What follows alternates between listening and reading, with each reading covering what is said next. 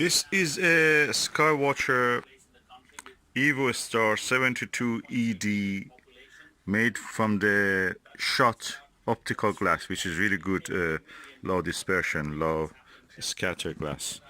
It has a lens which is apochromatic, or you may call it semi-apochromatic, but it's practically colorless, it should be, which has 72 millimeter diameter, and the focal length is 420, so practically it's around f6 f number, and it's fully multi-coated. It's practically a telescope built for astrophotographing in mind, and that's what it does. But beside that is apochromatic. You can use it visually. I have looked at the Orion Nebula and Orion Belt with this amazing, superb view. Never seen anything like that. Beautiful telescope.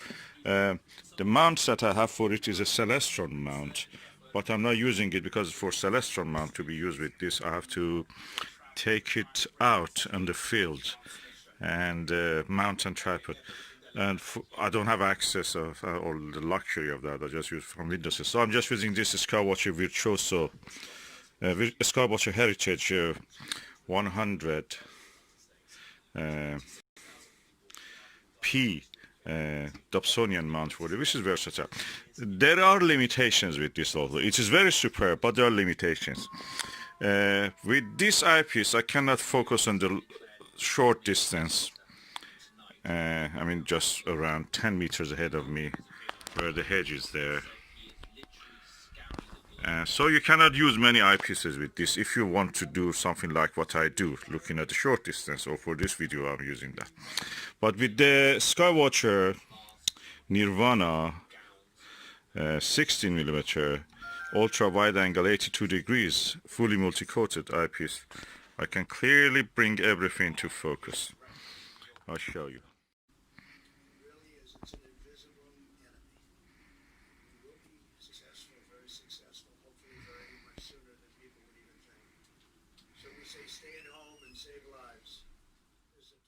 So bring it into focus with this Ostara 19 millimeter flat field 65 degrees eyepiece. It seems it works better with the shorter focal length, although it didn't work with the 15 millimeter. I mean, I could not bring it to focus in this short distance with the 15 millimeter TeleVue Plus. It couldn't come also in focus with this TeleVue 40 millimeter focuser. So much of this.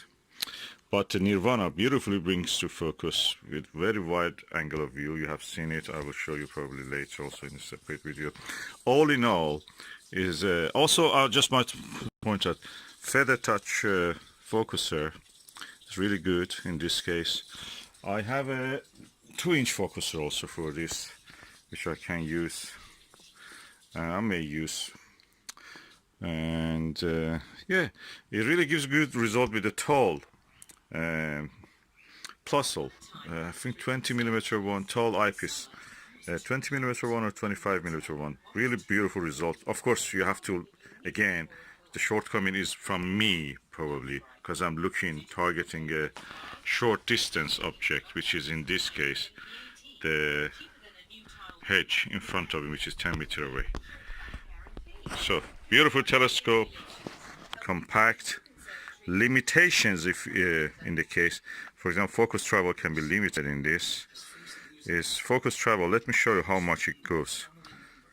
So I'm now starting from here, and I go to the maximum of focus travel.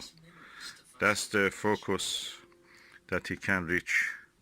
That's 3 centimeters practically. 1 1/4 inch probably, well, a little bit more probably, 1.5 inch. That's all, and that puts limitation on the on what you can see with this in close distance. But in the far distance, no, there is no problem with that. I've seen the Orion Nebula, as I told, and the belts of the Orion, the 3 stars of it, in very wide angle, I must say, in a very wide angle view. beautiful. Never seen anything like that with this telescope. I've seen that.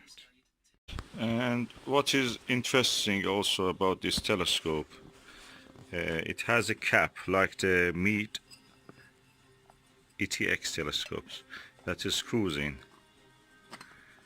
and will not come off, so your lens is well protected, your valuable expensive lens. This is inside of the telescope, as you can see. It is well blackened as far as I can see here.